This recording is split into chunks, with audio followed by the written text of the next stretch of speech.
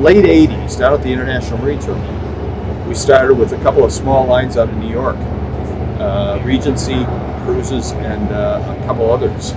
And but in those days, they were smaller, and we maybe had 8 to 12 calls in a year, which was it was nice additional business, but it was still quite small in that. But that's where it actually kind of started. And then, of course, the industry kind of outgrew that terminal, and this terminal became available, and the investment was made. And you can see now, next year, I think we have maybe close to 100 ships on the schedule. A lot of people that we put to work on every ship.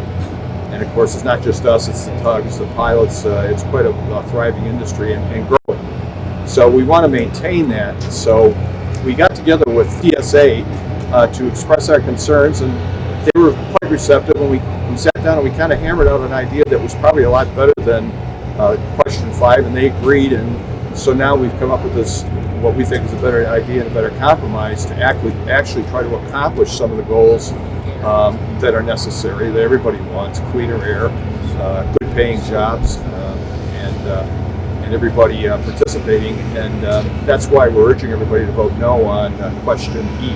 I mean, it would cancel out probably 90% of the business calling this terminal if it went into effect as written. It would really be devastating on our level. And plus, it would be, I think, a big hit into the tugboats, the pilots, all their work. I mean, this is a substantial amount of ships, even though it's kind of, a seasonal type of thing. But we certainly put a lot of business in those 6 months. It's right now a substantial income through the terminal. And of course, they still have a small amount of debt they need to retire that they invested in the terminal, but they yearly, based on the business we were doing pre-COVID and what it looks like coming, get a substantial amount of income from the cruise ship industry at this terminal. I'm going to vote no, obviously, because I think we have a better alternative, and I think everybody that looks at it does too. So we just want to make sure that it's still there out on the ballot, so make sure you vote no.